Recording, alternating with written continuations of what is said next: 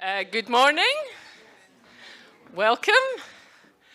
Really welcome to everybody in the room and welcome to everybody online. My name's Frances. I'm the director of the Scotland's International Development Alliance, and I'm really excited to have everybody here for our first hybrid meeting for 2022. We hope that you will bear with us while we sort this out, and we want to get better and better at doing these hybrid meetings through the course of the year. First of all, I would like to thank our headline sponsors, StoneX. I hope some of you have managed to have a wee chat with them. And I'd also like to very much thank CBM, who are our partners in this endeavour. And thanks to their substantial contribution, we are able to ensure that this event is fully accessible. I hope that those of you online are able to see the sign interpreters, and those who need it are able to access the captioning. If you have any problems with that, please do signal it in the chat. Thank you. For those of us in the room, I hope you can see that there's quite a few fire escapes. So just to note where they are, because we are in an in-person event, so we do need to think about fire escapes. Thank you. And I thank you for respecting the fact that we're quite a few people in a confined space, and we still have quite high rates of COVID, so please respect each other in that space. And one other thing, if I may ask, if you don't need access to the Wi-Fi, those of you who are in the room, could I ask that you disconnect from it so that we can ensure that we have the best streaming possible for those online. Those who have internet via mobile can probably still access it, so it would just help those of us online if you were to do that. Thank you very much. For all of us, sorry, one other thing in the room, having said that, you do have QR codes with the agenda and some other bits and pieces, including a discussion paper. I think that just went off. A discussion paper that we're circulating for consultation, so please do have a look at that at some point later. We'd really like everybody to input into that discussion. We're having two sessions this morning. First of all, a panel session, and apologies for standing in front of them. And then we will have a very short break that is really a comfort break only. Those of you online will have the benefit of seeing a short film from Corra Foundation while we're in that comfort break, so I hope you enjoy it. And then we will come back to have a discussion with Neil Gray, the Minister. Neil's time is quite limited, so we will be aiming to start that session promptly at 11:30. So appreciate your forbearance with that. It's my great pleasure now to introduce Mia, who I'm now standing in front of, so that's a bit rude, I apologise. Dr. Mia Perry has kindly agreed to chair this first panel session. Mia is a senior lecturer at Glasgow University, but perhaps more importantly, at least from our perspective, she's the co-founder and director of the I knew I would get it wrong, Sustainable Futures Network. And thanks to her, the Sustainable Futures Network has grown in size, but also has grown in what it's been able to achieve. And so we're very privileged to have Mia chairing this session this morning. Thank you, Mia. Over to you. Hello everybody, online as well as in the room. It's a pleasure to be invited to chair this panel, and as Frances said, I'm Mia Perry, and some of my colleagues from the Sustainable Futures Global Network, including my co-director, are sitting with us here in person today at the back, if you can wave. Yes, I'm based at the University of Glasgow, but I think it is really important to foreground that I co-direct this large research network, and particularly all I'm going to say about it in this context is that we were founded on a premise of partnership practice, on a certain approach to partnership practice, which means that we neither belong to an academic sector or an NGO sector or a cultural sector or a certain national context, but we aimed 6 or 7 years ago when we first started working together to bridge some of the divides, to create possibilities for inclusive collaboration. So this topic is very close to our heart in the network, and it's a pleasure to be part of and help facilitate the conversations that we're going to share today. So, excuse us all for using different forms of note.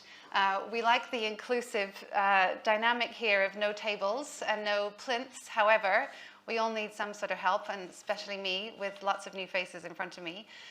So I'm going to hopefully carefully time some short introductions, some short presentations from our panelists of about 5 minutes each, and then we'll move into an opportunity to take questions and have discussion from people who are joining us online and in the room.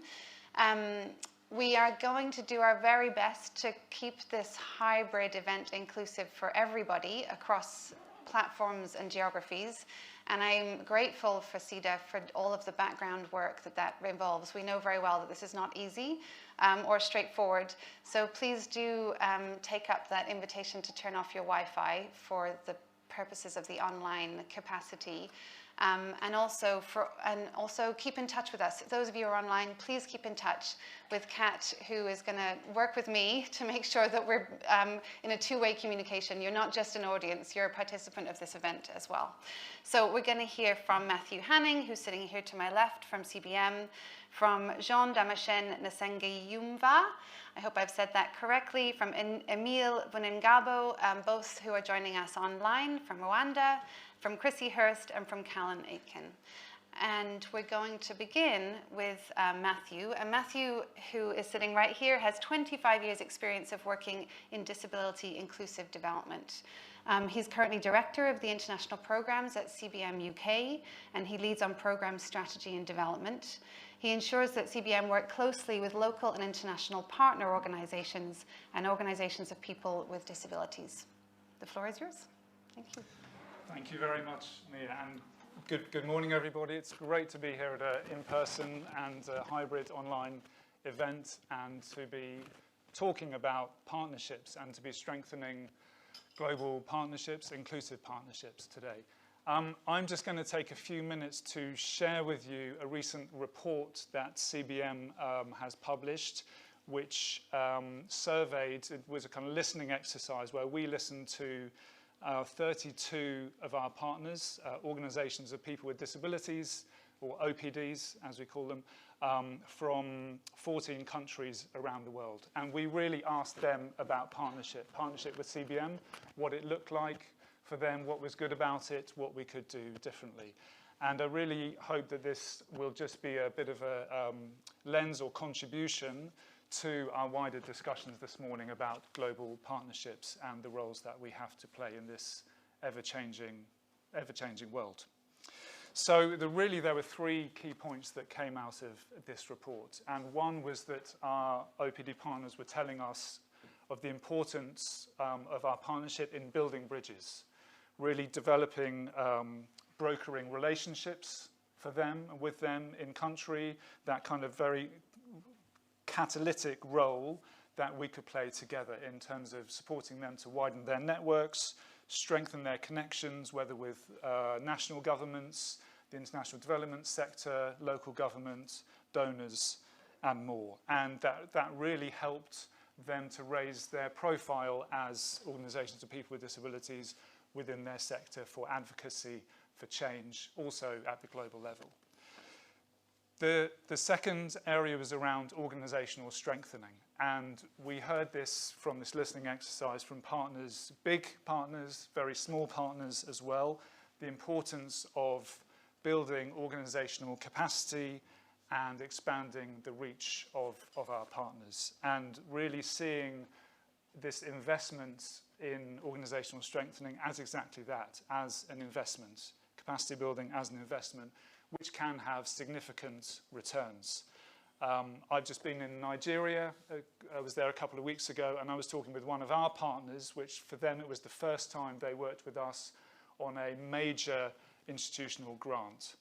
And they said that as a result of that, even though the process, and we were working with them to put policies in place, processes, systems, sometimes some tough discussions and deadlines and all the rest of it, but they really said in the end that had enabled them to go to other organizations and institutional funders like the EU and others, and actually they could really further their vision by having funding and support from those organizations as well. So that's just an example of how some investment can really have much bigger returns that goes beyond what partnership with, in our case, CBM would look like. Thirdly, it's about working as equals, and our partners were really saying how they appreciated the mutual, that we were working together for mutual vision, for mutual goals, listening and contributing together, and that both partners could actually grow within that and to explore what partnership meant in different ways. Again, small example, one partner was saying how as a result of discussions with us, they realized that they could say no to some requests that were coming to them from organizations in country when they felt it didn't actually help them achieve their vision. So they could help think more strategically about what kind of things they were doing that would help them achieve their vision. So that's three key things: building bridges, organizational strengthening, and working as equals. Of course, there are lots of challenges came out of this report, and this report is online. By the way, I've got a few paper copies here for those of you in the room. Some of the challenges that we heard was about working directly, and in some cases we work with very small OPD partners, part of a bigger project managed by usually a local NGO. And for some of them, this was the first time they actually were talking directly with CBM, was in this listening exercise. So they felt a bit removed from things, and we realized then that we need to think more about our approach to working with very small organizations to make sure that there is that dialogue and that we can do things differently there. Also, the issue about core costs and funding organizational strengthening, which is often very challenging within a kind of a limited project funding scope, and actually how we together can be doing more to support organizations on that. That came through again and again from our partners in this. And thirdly, it's very important, I think, not to feel extractive. So the slogan of the disability movement, as our colleagues at NUDOR will say, has always been nothing about us without us. And we've had a lot of success with partners making sure that OPDs are at the table when issues are being discussed in government at national level around participation. But sometimes these consultations can be too much, and especially when organizations are being asked to go from here to there to here, not being paid for their time, maybe it's not actually in line with their organizational vision.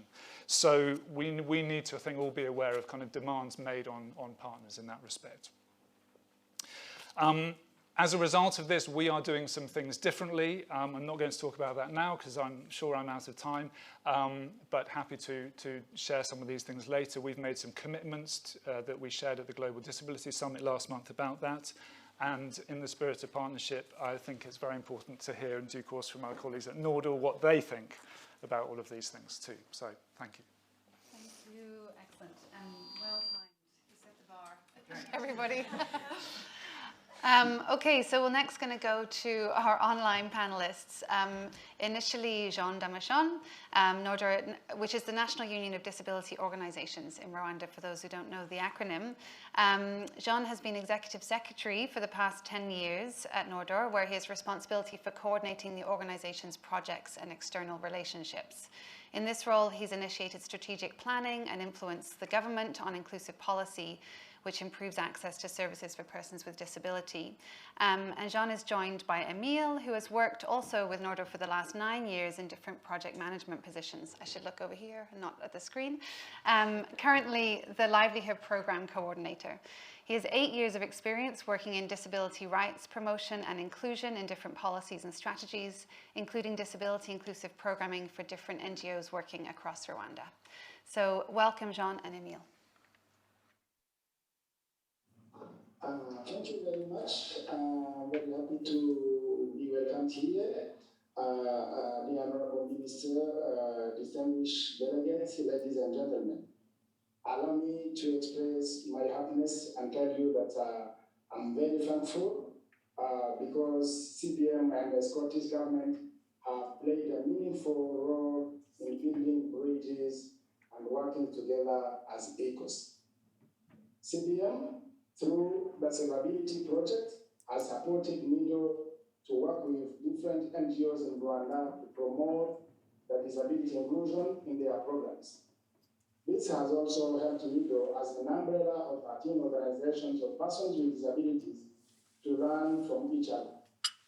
One of the most important contributions that CBM has made to NUDOR is this connective role. CBM has a great network and uses this network and stakeholders to broaden the potential of action of NUDOR and organizations of persons with disabilities in general. This partnership made NUDOR more credible and has shown that the services and expertise they have provided have a value and should be funded. And again, this partnership is very important. NUDOR describes the benefits and importance of this game-win partnership with CBM and Scottish Government through the support provided to NUDOR to reach more persons with disabilities and improve the social and economic status, and also to develop and pursue our strategic goal, provide funding and working together in advocacy and lobbying. The practical and working together was based on mutual respect, and it has been a learning opportunity for NUDOR and its member organizations. CBM and the Scottish Government benefited from this partnership too. Primo, because it confirmed and reinforced the foundational to CBM work as well as Scottish Government international interventions. Secundo, because confirmed and ensured their interventions are meaningful and relevant to our context. This partnership has been also an opportunity for CBM to strengthen their experience and learning to work with persons with disabilities in Rwanda. Talking about organizational strengthening and accountability, CBM also supported NUDOR in the way of working on disability issues through using right-based methodology. Our partnerships has based on project implementation, and organizational capacity development was not factored into project agreement. In this regard, CBM should be more engaged on building skills and strengthen NUDOR administration at a strategic objective level in order to contribute to the organizational sustainability. The sustainability requires some funds for core costs and supporting social businesses for income generation to facilitate the NUDOR to increase its own resource of funds and trying to reduce donor dependence. However, this has to be based on the organizational capacity assessment plan developed by other partners. In line with the international NGOs and donors to learn from NUDOR interventions, since it has been established in 2010, NUDOR has made a significant contribution in advocacy for the rights of persons with disabilities from policy design, implementation, research, and support government efforts in creating a country where persons with disabilities enjoy equal human rights, opportunities, and full participation as other citizens.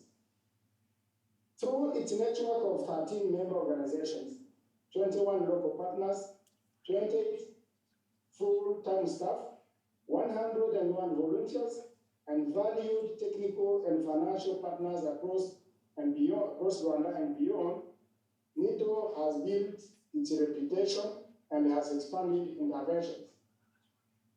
NUDOR experienced the process of monitoring the implementation of national and international legal framework by producing a panel report sent to the UN committee.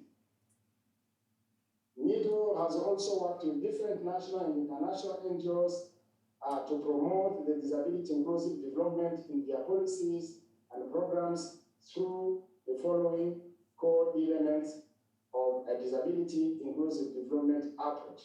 Those are awareness and participation, accessibility and universal design, twin-track approach, empowerment, and gender equality. About the best way to support OPDs and partners in the disability movement, on one hand, the support towards disability movements has to be based on identified issues and challenges faced by persons with disabilities in society. Knowing the people that we are serving also has been an issue. We would like to cooperate with CBM and other international development organizations for stability of our organization and to ensure that our advocacy and lobbying work are based on evidences. One, research for evidence-based advocacy. Second, availing data for disability categories, but also NUDOR would like to partner with different partners and stakeholders to monitor the implementation of Rwanda government commitment from the 2022 Global Disability Summit. This goes with advocacy and influencing the implementation plans. NUDOR would like also to have in place a monitoring system with the purpose of monitoring the promotion and the protection of the disability rights in Rwanda. We have to recognize that the support provided to NUDOR has contributed much to change the social and economic situation of persons with disabilities in the specific district. The 560 VSLAs brought together 14,112 persons with disabilities, including children and caregivers. These groups have managed to save around 268 million francs. Based on the success of this project, we would like to have it extended to the remaining districts so that persons with disabilities can benefit from savings and develop their own small project. I take this opportunity to thank you and to request all organizations and specifically the Scottish Government to do more to support organizational strengthening and local lead partnerships with organizations of persons with disabilities to advance the disability right for inclusive development. Allow me to thank you so much for this moment to present something to you. Thank you. Thank you, Damascene. And we'll move straight over to Emile to take the last 5 minutes, please. Thank you. I think Damascene already mentioned the key points we share here. So we are very happy to work with the Scottish Government as well as other international organizations. Of course, we are looking forward to work with more organizations in terms of promoting disability rights and also monitoring different legal framework that the government of Rwanda puts in place. Yeah, thank you. That's what I want to comment on that. Yeah. Very much. And we'll come back to you towards the end for questions and discussions, Emile, as well. Thank you. Okay, so now we're going to move on to a slightly different context and hear from Chrissie Hirst, who is the International Specialist of the Corra Foundation.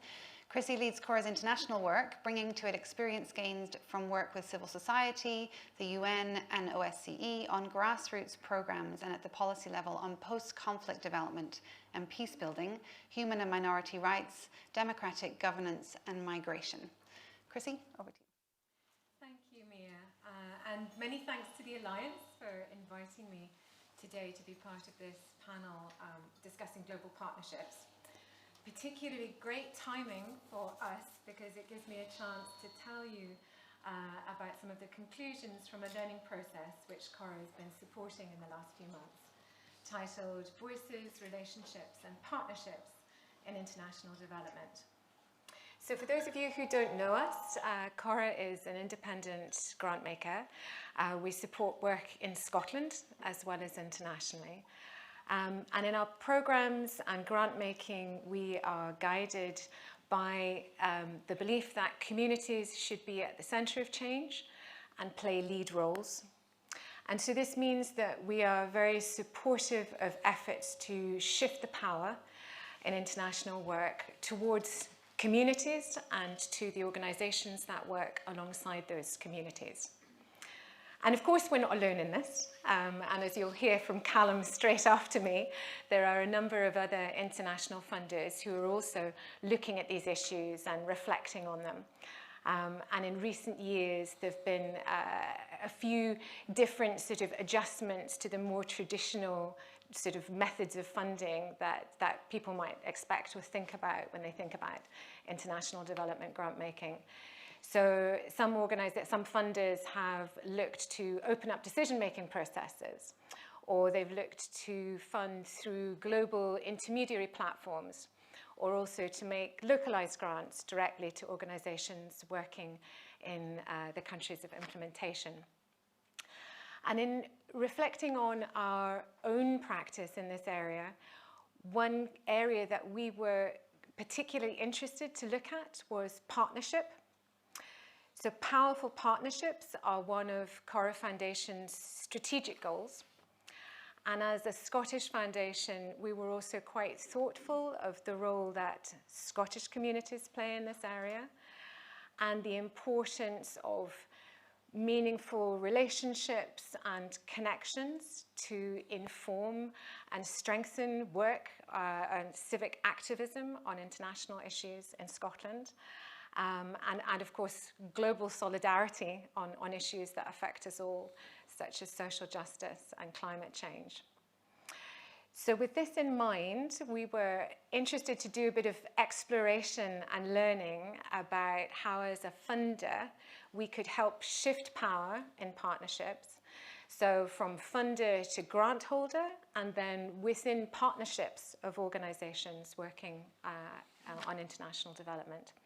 Essentially asking, what can we do differently as a funder to better support powerful and equitable partnerships and initiatives or projects that really give communities a very strong voice in everything that they are doing and the work that's underway. So to do that, we made a series of 6 pilot grants to partnerships in June last year. This allowed us to develop and trial some different grant-making tools and processes, also to discuss some key cross-cutting issues that are relevant to grant-making. We also ran an open survey, which some of you may have responded to, and consulted the networks, which was very, very helpful.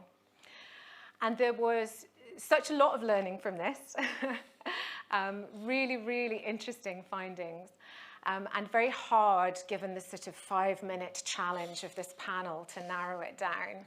But I will do my best.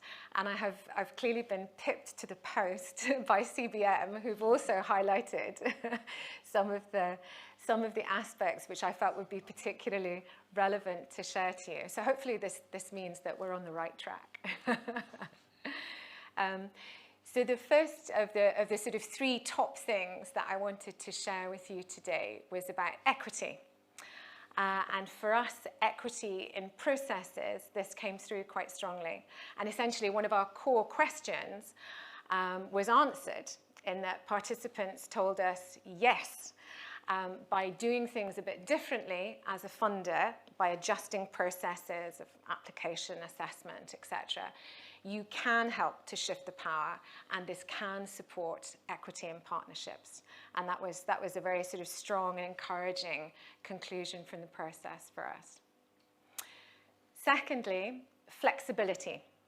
So flexibility, obviously from the funder perspective, and participants were really underlining how important this was in that shift of power from funder to grant holder, but then also within the partnerships of organizations, and how absolutely essential it was if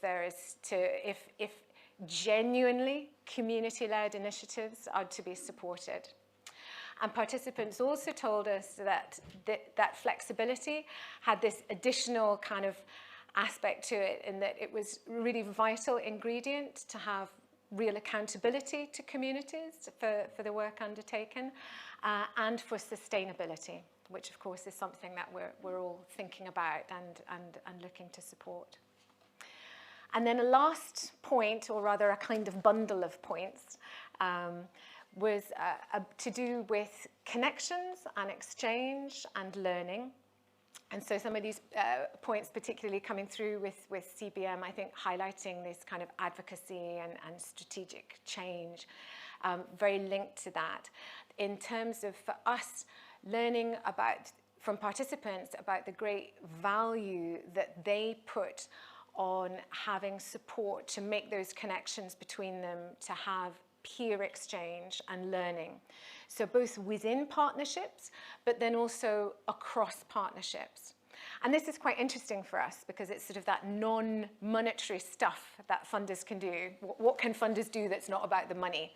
And some very, very strong points that came through from the learning process about that we will certainly be taking forward and looking to apply in our future work.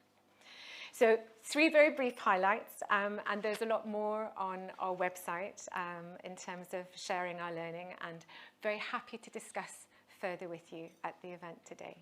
Thank you. Thank you. And so just a little reminder before our last speaker to start to think about some questions that you might have or some comments that you might have. As you know, we're speaking across different aspects and different organizations across a broad sector. So to start to take note and start to build some of the questions or concerns you might have. And we should have a good 10 or 15 minutes afterwards to engage in discussion. So finally, Callum, Aitken, welcome, is the International Development Advisor of the People's Postcode Lottery. Callum oversees and manages relationships with charities across the lottery's international development and human rights portfolio. The People's Postcode Lottery raises money for a variety of causes and has distributed over £850 million in flexible funding since it began. So welcome, Callum. Thanks, Mia, and thanks to the Alliance for having me here today to discuss global partnerships. At Postcode Lottery, I sit in what we call our long-term partnerships team, where, as the name suggests, we invest funding into long-term partnerships with charities rather than restricted project grants. And as Matthew alluded to, we're very conscious of the kind of power dynamics that are at play in that partnership and are still very much on a journey ourselves in terms of trying to make sure that those partnerships are as equitable and inclusive as possible.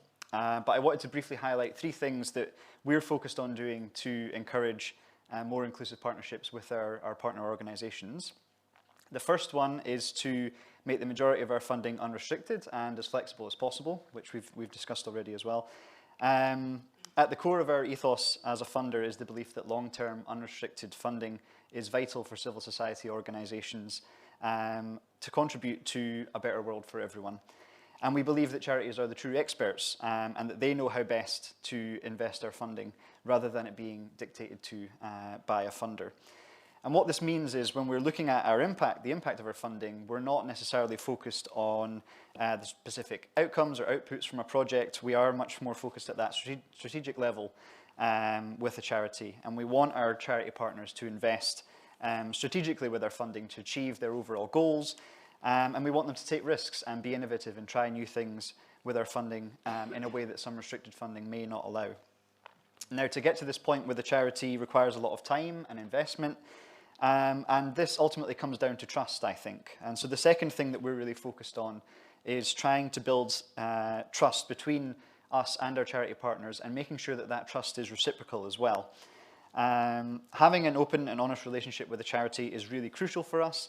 And we do want charities to come to us when they fail or when they have challenges or when they get something wrong or an idea doesn't quite work in the way that they expected. But equally, we need charities to trust us in doing this.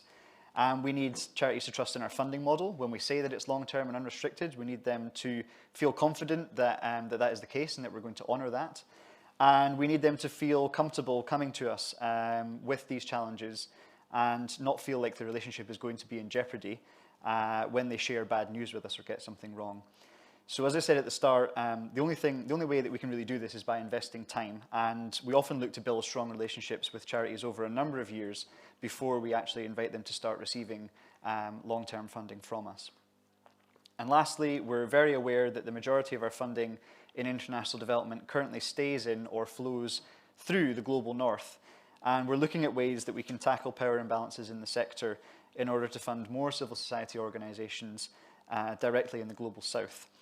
Here we want to carry that unrestricted funding model that we have across, but we have a resource and expertise issue where our team is quite small and doesn't have the time to invest in building those meaningful relationships with local CSOs across Africa. And this is a challenge that we're facing as we try to do that. So in the first instance, what we're trying to do is go on a journey with our existing partners and discuss how we can use our funding to help existing charities address these issues internally.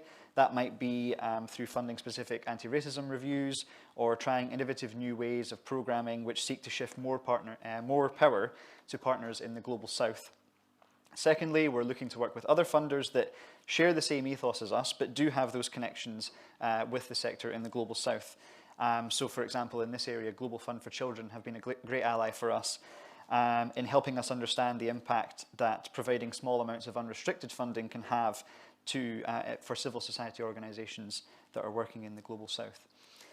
So yeah, just to sum up, I do feel that we're very much at the start of our journey on this, and I think we still have a lot to learn from the sector.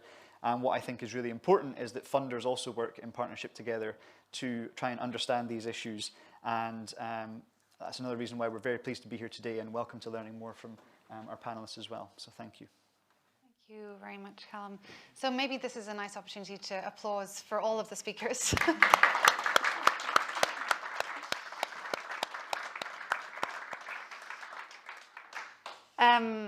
And I have 100 questions, but I won't dominate the floor by asking my questions.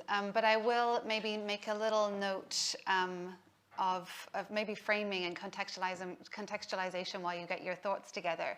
And that is to say that what's been really interesting to hear, but also in my experience of working across very, very different contexts of international development and sustainability related work, is that a lot of the terminology means very, very different things depending on where you sit.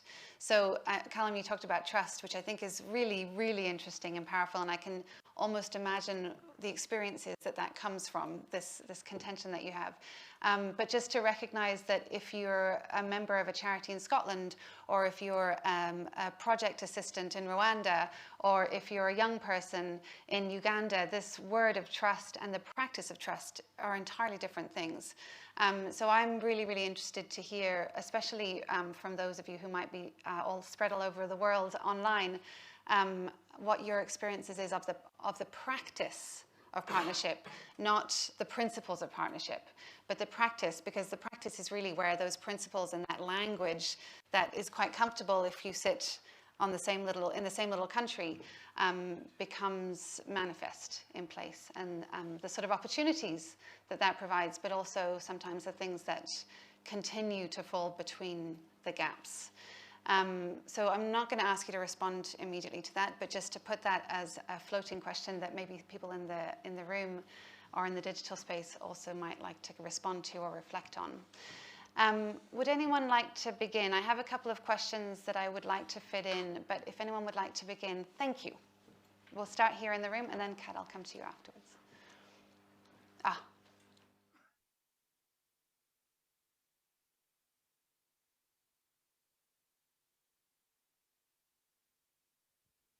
Thank you.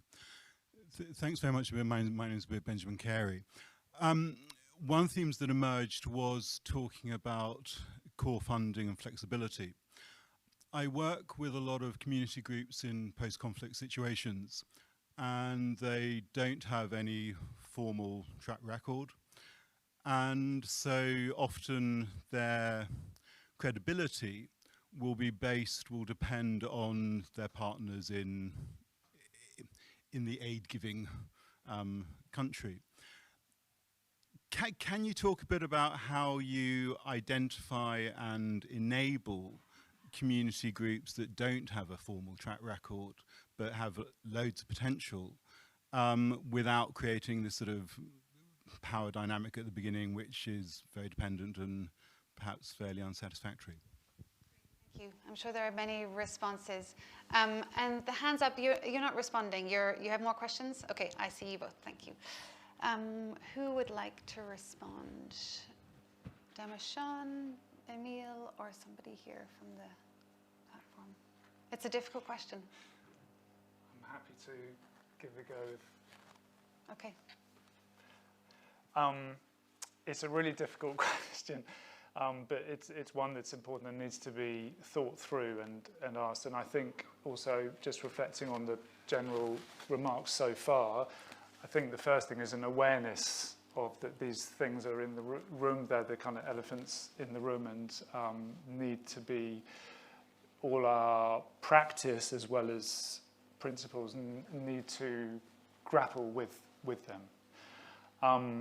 I mean, one example from my personal experience was working with a very small organisation of people with disabilities in one province of Indonesia, all run by volunteers, no track record at all.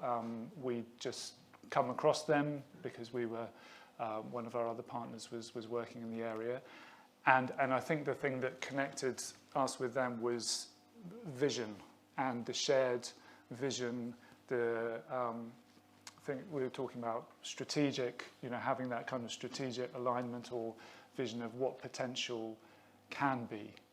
And then just having an open discussion and series of discussions with them about, what they wanted to be doing, how we could work with them, what some of those practical steps could be, and then starting slowly to build up trust and understanding and so on. But the power dynamics, it's at the moment, it's something that's there, and I think we have to be aware of it and to be having open conversations with our partners, and especially small organisations, about what that means. But it has to start from that vision of what might be possible together, and maybe starting with one or two very smaller activities and building things up from there. Not sure that was a very satisfactory answer, but it's a... I think maybe it's also important to see it as two separate questions. So I think you're asking a question about systems and processes and policy, but there's some of that we can't change depending on the funder that you are, or the organisation that you are, or the partner you are. But there are other things that sometimes you do have the power to change, which is about how you mediate the relationship. So if there is no track record, if there is no charitable status or due diligence, then sometimes that's a brick wall to that particular movement of the partnership, which is the movement of funds. And so we talk about, okay, what's the role of money in the power dynamics of this relationship? And so another question is really about managing a relationship, and relationship isn't just about money. So I think it's possibly quite useful to think of that in at least two separate ways, the things that we can change and the things that we can't. Go ahead.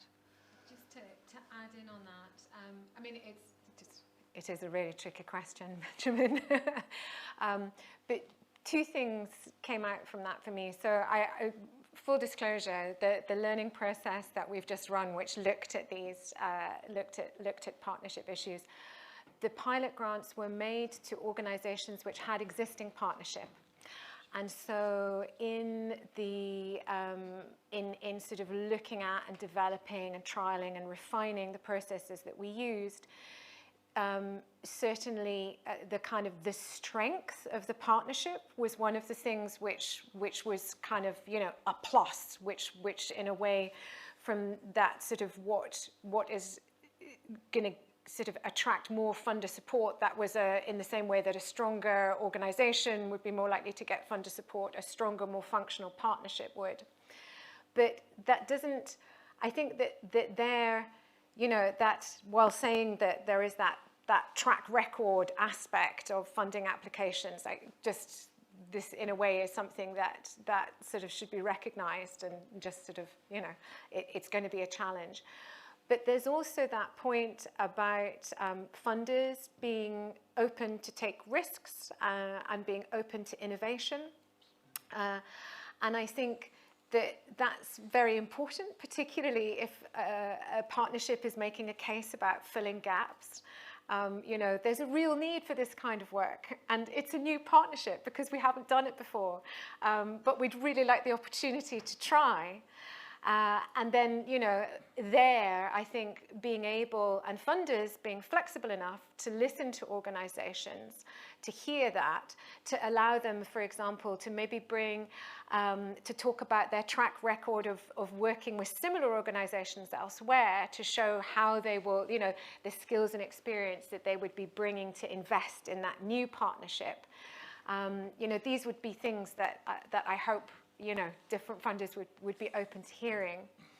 And then just to link back to that point that was made earlier about the value of unrestricted funds and core funding.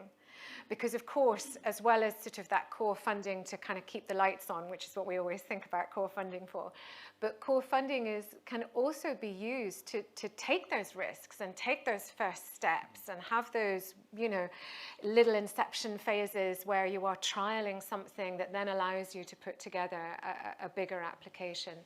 And I do see that flexibility of funding, that unrestricted funding that Callum was talking about, that has huge value in supporting not just the lights going on, but also supporting opportunities for innovation, which are, you know, so vital in sort of tackling the range of new and changing challenges that we're all facing. Thank you. Damascene, would you like to add a response?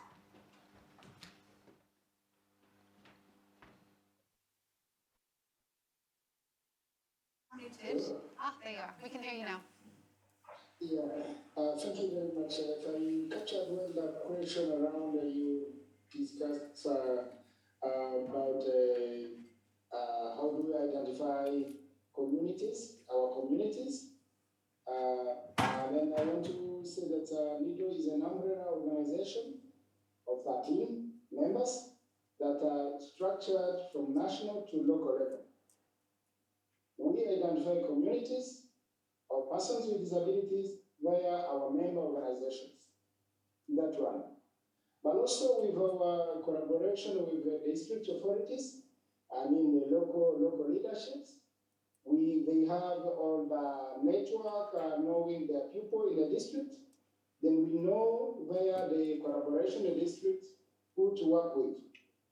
Of course, the way we identify the community to champion our project is to see where there are more persons with disabilities according to the 2012 national census.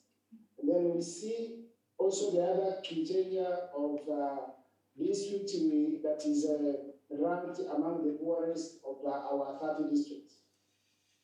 Thirdly, we see the communities from the remote areas, inaccessible districts, whereby persons with disabilities, many persons with disabilities are facing challenges. That's the structure. I mean, via our member organizations that are structured from national to local level, and then we cooperate with the district authorities, but also we have managed to build platforms at a district level whereby the information is collected from persons with disabilities at a local level to national level. So I may say the way we identify communities to work with is well clear from member organizations and district collaborations so that we know where to work districts with more persons with disabilities and who are most poor and having most challenges. Thank you. Maybe Emile can add something else.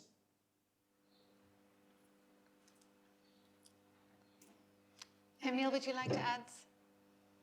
Yes, I just want to add or compliment what Damascene about the needs that we already identified. How we want to make sure that we are supporting them in that particular needs. So of course we gather a different research and also the meetings with the community, especially persons with disabilities, to get their ideas of what the challenges are, what are the gaps, and how to they need to overcome the challenges. So and also we write a proposal based on their needs already identified in the consultative meetings. Yes, that's what I'm saying. Thank you. Let's go to Priscilla. Priscilla, oh, do you need a mic? Yes, thank you. Thank you very much. My name is Priscilla Chakwa from Women Environmental Program Nigeria, but I'm also one of the founding members of Sustainable Futures Network. And we came here in Glasgow specifically to strategize on how we can move the network beyond what it is. It has been there since 2016, and it has grown from just about 6 countries to a wider group now. And we are looking forward to expanding the network because a lot of us are desirous of seeing how this network will continue to grow from strength to strength. But having said that, I like the response from the people with disabilities, but I'm particularly interested in knowing how you ensure inclusion, especially when it comes to gender issues. We know that even people with disabilities are not homogeneous, but in terms of programming, in terms of writing proposals, how do you ensure that the gender issues are being captured? And then to Matthew, when you are presenting, you talked about the issues, the challenges that you faced. I'm particularly interested in knowing how the co-funding comes, especially from the local organizations, knowing that in terms of capacity, I don't know whether it is financial, but how do you ensure that these organizations do have the issues of co-funding? Is it in monetary terms or what is it? And then the other issues, you talked about working directly with, you had challenges working directly with the local organizations. It would be good to learn from those kind of challenges that you have, because that will guide some of us that are coming from this background, being an organization that is working very much with the grassroots but have grown. It would be good to learn from the challenges that you have faced. Thank you. Thank you, Priscilla. So again, a question of multiple questions. The question of how you practice inclusion, specifically related to gender, as well as the diverse group of people with disabilities, I think is really important. It would be interesting to hear some responses to. And how you, what does this mean by collaboration and co-funding with local organizations? Is that again, does it come back to money, or are there other dimensions of that collaboration? And I love the question about, tell us more about these challenges. In academia, we're very, very good about talking about successes, and we're very private about things that fail. But it's refreshing, if also troubling, to know that that exists across all sectors. We're not very good at talking about things that didn't go the way we said they would. So is this a safe enough space to hear about some of that? That would be really powerful for those of us at the receiving end of funding. Where would you like to begin? Inclusive practices, specifically around gender. Yes, Emile. Sure. So I just want to come back on the question already about how we ensure that we promote gender and social inclusion in our day-to-day work. First of all, I just want to mention that we try our best to make sure that all types of disabilities are included in our activities. Of course, through the member organization that's already presented as union, because Damascene mentioned we have 13 organizations. They are all different types of disability, so they are all involved. And also, we also promote the principle of 30% of gender, especially for women. There have to be 30% of women with disabilities in our activities. So this has to be respected and also ensured. Of course, that's the second one. And also, I think we have realized that in our disability project that was funded by supported government, the women with disabilities were around 60%.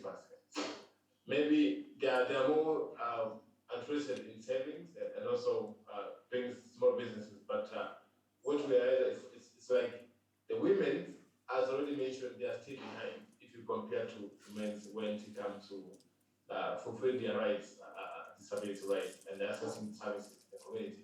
So we make sure that different people are also engaged in the activities, the project, but specifically for women with disabilities who are still facing double discrimination, if I can say that. Yeah, I think that's what I wanted to mention here. Maybe Damascene has a comment. Please go ahead. Thank you. Thank you. Oh, yes. About the gender inclusion, we have pushed forward to establish a women with disability organization that is a member of NUDOR, so that we can collect issues affecting women with disabilities, to work with that, and trying to promote gender basing on the issues and challenges they are facing, and then channeling the issues in advocacy messages. So it's an organization that's helping NUDOR to advance the gender inclusion, but also we are basing to the national commitment to ensure that 30% of everything we are doing is going to have a representation of women as 30%. And in our day to work, we want to ensure that what we are practicing today is translated into a gender policy that will be developed soon and being approved by the General Assembly. Thank you. Thank you. Would anyone like to add? Yes, go ahead. Just to add, sorry, I forget just to mention something, because we realized that in the research that we conducted, there are so other type of disabilities that are still behind. For example, the persons with deaf blindness. So we, as a promotion of social inclusion, we also work with them to promote or build the capacity of them to make sure they are all active and benefiting different activities that we are doing. I'm saying this deaf blindness and also people with Down syndrome and psychosocial disability. Thank you.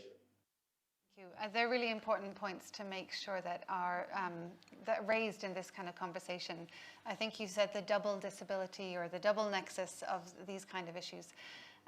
Would you like to add a comment or to move on to the comment about partnering and co-funding with local organisations? I can add and then start on the other one. So I think the only other thing, so as our colleagues from NUDOR mentioned, that double discrimination or intersectionality of gender and disability is critical within all of our work, and we're looking more at making sure we have the data, disaggregated data, looking at impact and gender transformative approaches, working more with organisations of women with disabilities. So a number of different things just to add to what they said on that. In terms of the core funding and support for smaller organisations, I mean, often we've been working, and especially with institutional grants, with project cycles, and as my colleagues here referred to, we need to think beyond the kind of traditional 2, 3, 4 year grants, which are often very program focused, without necessarily considering what an organisation would need actually to do to make that happen properly. Often core costs are challenged more or not seen as so critical. So I think part of it is shifting this narrative towards that. We are looking at, in due course, looking at some learning and evidence around what the difference core organisational strengthening funding makes to a long-term impact and sustainability of organisations, and using that along with our OPD partners around advocacy to donors and others within the development sector as well. In terms of guiding another small organisations, and with limited resources, of course, it's impossible to do everything. But that's why I also think some of the things that came out from our report, and also from what Chrissie was saying about building bridges, partnerships in other ways, when we've been able to link up partners with networks, platforms within the development sector, within governments, for example, again, one example I had was ensuring that local OPDs within their villages could actually access government funds that were specifically for village empowerment. This was in Indonesia. So not funding from an organisation like CBM, but actually saying, this is available. In order to get this, let's work with you in terms of advocacy, putting a proposal together and so on.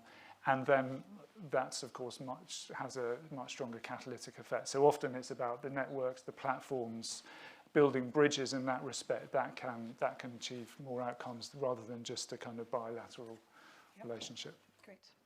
I know you want to make a comment. Okay, keep it brief. We have 10 minutes left, and I know that there are lots of other questions. So I was just going to very quickly say, I think coming back to Matthew's last point, I think that is the part that we really need to improve on as a funder, because engaging with those partnerships and kind of using their knowledge and understanding of those local contexts, because I think we're very aware, if we want to support kind of grassroots CSOs, the ones that we can contact or can engage with meaningfully from Edinburgh are the ones that have a track record, are the ones that have probably already been in partnership with another funder, or have a partnership with an INGO. And so if we really want to get to those grassroots levels, we have to lean on partnerships with organisations that know the context, or we need to do some more that's a really hard word to say, participatory grant making, where we're just taking the funding decision off of us as funders and giving it to people in those countries that know the context, that know the people working there, and that's something that we're just starting to trial now. That's exciting, great. Kat, would you like to share a couple of questions from our online audience? Sure. So we have a question from Geraldine at Skiaf, who asked about whether the panel can speak on how to balance the important demands of safeguarding and financial accountability with this trust that we've been talking about in the panel session. So if anyone wants to respond to that easy question. Thank you, Geraldine. I can start. The way that we balance it is that we are light touch. So we don't ask for big financial reporting or log frames or anything like that. And that gives you more space and time to invest in the partnership and to build that trust. So our reporting is more based around meaningful conversations with people at charities, and like I say, investing time in things like going to events and kind of engaging with the charities more broadly. And yes, that does mean that I spend less time looking at spreadsheets and budgets, which I quite like. And it does mean that I can spend more time getting to know a charity.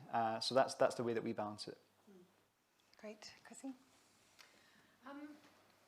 So a couple of points. Safeguarding was actually one of the cross-cutting themes that when we worked with participants in our learning process that they identified as one of the things they would like to talk about. And it was very interesting because I think while it's been a sort of dominant factor in the last few years for most people in the British international development sector, it's still a word which means different things to different people around the world. And this was one of those topics where that exchange between different participants, so different partnerships, different organizations, really kind of kicked off, and people all spoke to the value of that. And I think certainly something that I doubt whether there is any organization that would stand up and say, we have the perfect, foolproof safeguarding system. And so looking at it from a perspective that everybody has an opportunity and a responsibility to improve their practice, and where can we learn from others, both in terms of organizational systems, in terms of designing safer programs, that and having that as an ongoing kind of objective in funding work and in implementation work, that was a clear takeaway. And there was also this very strong point made by participants, which comes back to the point that Callum was underlining about trust. And if you have a trust-based relationship, then you are much more likely to be open with your funder if you have issues or an incident, and you are much more likely to then get the support to resolve that issues, to strengthen systems afterwards, to respond appropriately. And so I think so much comes back to the relationship element of global partnership and the real core value of trust and communication. So that two points that came through for us very strongly from our discussions on that topic. Another really big question, and I'm sure every single person in this room will have an answer to that, or another layer to the question. I'm just going to take a couple of minutes to ask a question specifically about the Corra Foundation to a member here at the Foundation, Rihanna Mohammed, Chrissie's colleague. So Rana, you worked with Chrissie as part of the Corra team supporting the learning process. The process was titled Voices, Relationships and Partnerships in International Development. If you wouldn't mind telling us a little bit about what you learned about the relationships. There's a lot of conversation here about the nature of relationship. If you could share a bit of your experience. Sure. Thank you, Mia. I think to answer that, I will say there were three sort of types of relationships that really came across as being valuable.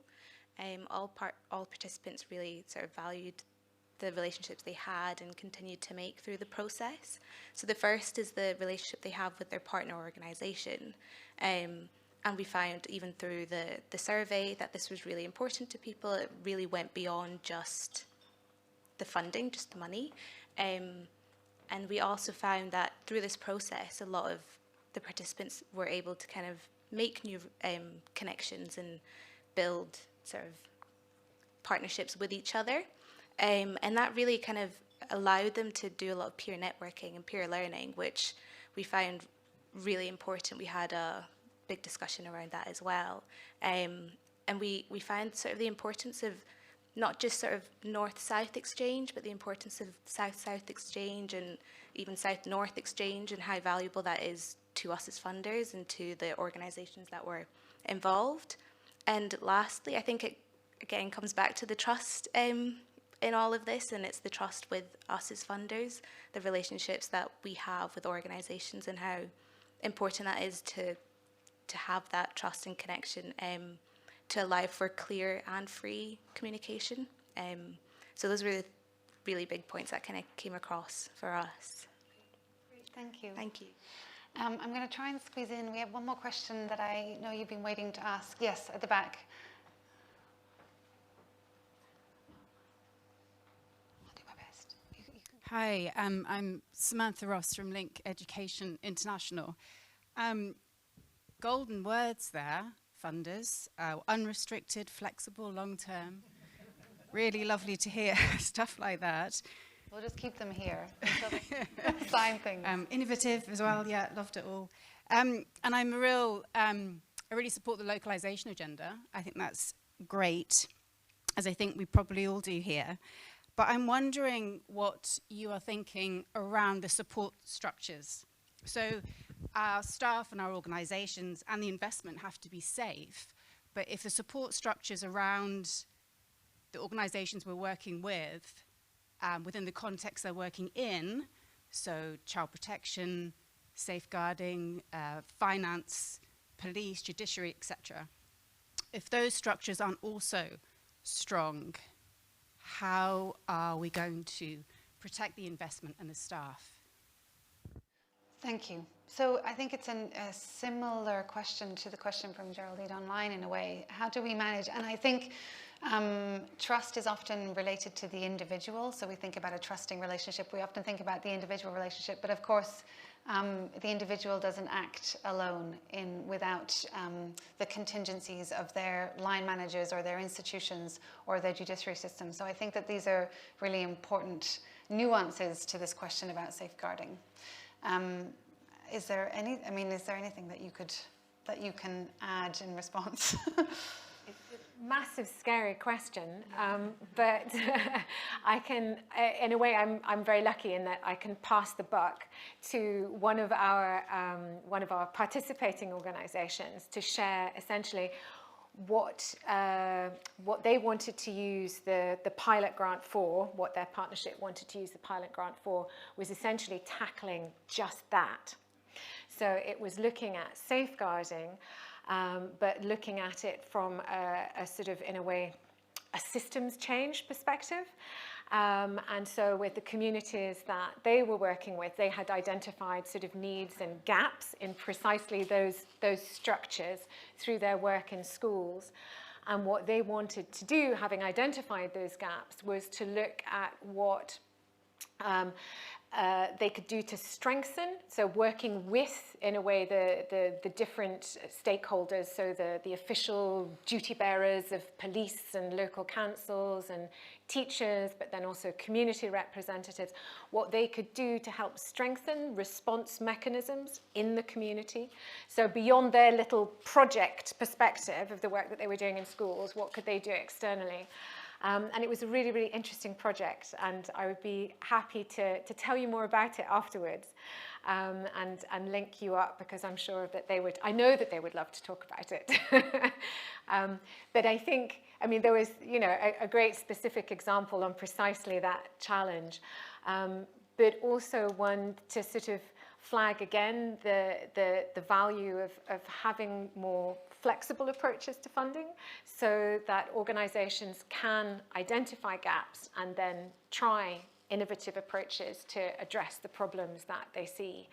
And I think also, speaking again, picking up on that point that came up with some of the CBM comments and presentations, working on a specific issue, but then also looking up and around at the sort of policies and structures in a particular country and situation that needs, in a way, change to have that sort of sustainable, longer term sort of solution to the issue. And I do think that that's an important thing to kind of give organizations and partnerships the space to kind of recognize and engage with and contribute to. Thank you. I see the hands, but I'm also getting waves over here and a wave here. I mean, okay. I don't know. Okay. One more online question. Okay. This comes from Kirsty, who asks this to Emile and Damascene. What is the most useful thing that a partner or donor has ever done for your organization, and why?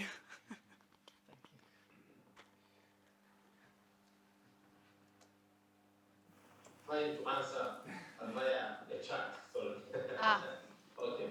So actually, thank you, Chrissie, for the question. Working with Scottish government, of course, with CBM, we have very actual benefits from different points. The partner will support us to implement our strategic objective. First of all, that was about building the capacity of persons with disabilities in the community. And also the second was about getting more information about what is happening on the ground, what are the gaps, to collect data for advocacy purpose and not to influence the government policies and laws, to make sure it is in line with the Convention on Rights of Persons with Disabilities, which is CRPD. And also, like with the organizational credibility, especially for NUDOR, to make sure that NUDOR is well known, a strong organization doing advocacy and also promoting the rights of persons with disabilities in the government institutions. The third one or last one is about influencing other NGOs in terms of promoting the disability inclusion in their policies and programs, so for better support and also support persons with disabilities as a targeting group. So this is actually what I want to share with you. Maybe Damascene also can also mention that. Yeah, thank you. Thank you. So I'm going to say two things before you get up for your comfort break. One is that CEDA has a great forum and an area where these conversations can continue within CEDA, but also across the rest of the day. So please keep in touch, and I think I'll allow you to speak of the best way to keep in touch with questions. And the second thing, just in terms of an attempt at a summary, is just to remember that we don't necessarily need to strive for something cohesive, for something that's a perfect balance between trust and safeguarding and judiciary systems, because actually I think collectively we know that the world isn't a homogenous place, that actually it's a very patchy, messy place, which isn't necessarily wrong. We're not trying to move away to a giant, big, organized version of the perfect country or continent. And so perhaps just to embrace the patchiness and the difficult conversations and the difficult bridges that we need to cross between different processes and value systems and trust systems and partnership practices. And I think it's in that detail, it's in that everyday practice that the real work actually can happen. And oftentimes we get caught up in institutional paperwork and policy and checkboxes that actually just sort of maybe makes us feel better, but on the ground at a grassroots level, it very often represents any kind of real change and truth. So I think maybe just to embrace the mess is how I'm going to leave it. I'm not sure if that's what you expected, but there you go. Please take your 8-minute now comfort break and then return for the next speaker. And thank you to our panelists and to everybody who engaged.